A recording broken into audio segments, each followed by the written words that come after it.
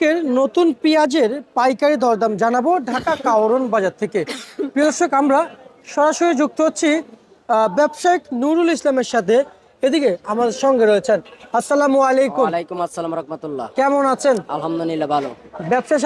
ব্যবসার সাথে তো জড়িত আছেন। জি, এখন ব্যবসা করে কেমন বুঝতে স্বস্তি মিলছে আপনাদের মাঝে? মোটামুটি কিছুটা স্বস্তি মিলছে। কিছুটা পরিমাণ স্বস্তি মিলছে। জি। আচ্ছা, পেঁয়াজের বাজার অনুযায়ী কেমন বুঝতেছেন যে বাজার কি এখন বেশি নাকি কম? বাজার এখন বর্তমানে পুরাতন বাজার একটু কম, নতুন পেঁয়াজের বাজার একটু বেশি। নতুন পেঁয়াজের বাজার একটু বেশি। নতুন বাজারে কম, পুরাতনের বাজার একটু বেশি। আচ্ছা আচ্ছা, মানে নতুন গুলোর দাম একটু কম যাচ্ছে। জি। নতুন পেঁয়াজের চাহিদা কেমন আছে ভাই?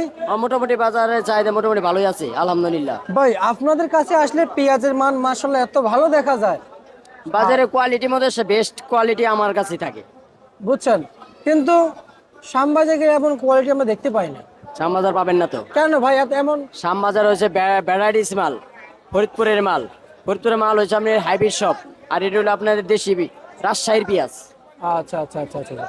না, এমনি তো আমরা শ্যামবাজারে দেখতে পাই না, খালি আপনাদের কাছে আসলে দেখতে পাই। না, এটা কারণ বাজারে অরিজিনাল দেশিটা পাবেন, শ্যামবাজার কিন্তু অরিজিনাল দেশিটা পাবেন না। আপনারা নর্মাল পেঁয়াজ বিক্রি করেন না? না না না, আসলে বিক্রি করেন না? একেবারে আজকে না, আজ 20 বছর ধরে ব্যবসার বয়স, এর মধ্যে নর্মাল পেঁয়াজ বিক্রি করিনি। মাশাআল্লাহ মাশাআল্লাহ মাশাআল্লাহ, আলহামদুলিল্লাহ, যাক ভালো। 20 বছর অনেকে তো টিকতেও পারে না, 1 বছর তো টিকতে পারে না অনেকে, তাই না? রিজিকের মালিক আল্লাহ, এই যে কথা আছে না, রিজিক আল্লাহ যখন কপালে রাখে সেটাই। সেটাই।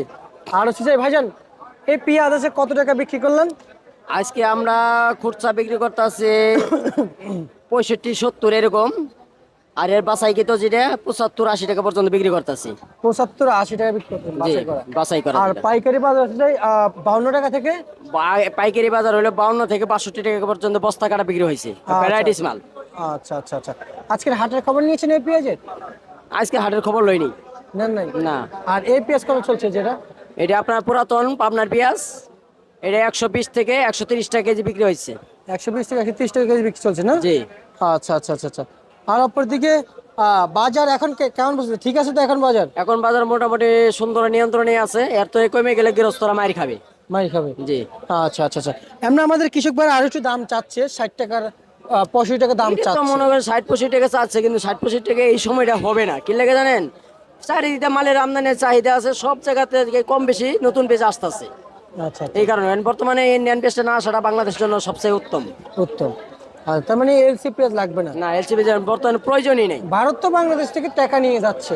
হ্যাঁ, প্রচন্ড লোড হইতেছে টাকা, এটা বলা যাবে না। এটা বললে আরে দেশের প্রতি ক্ষতি, জনগণের প্রতি ক্ষতি। আর এলসি তে আমাদের দেশের ক্ষতি হচ্ছে না? এলসি না আসাটা সবচেয়ে ভালো আমাদের জন্য, কৃষকের জন্য, আমার সবার জন্যই ভালো। সবার জন্য ভালো। আচ্ছা প্রিয় দর্শক, কাওরন বাজারে ছিলাম এবং আজকের বাজার তালিকা আমরা জানিয়ে দিয়েছি ঢাকা থেকে।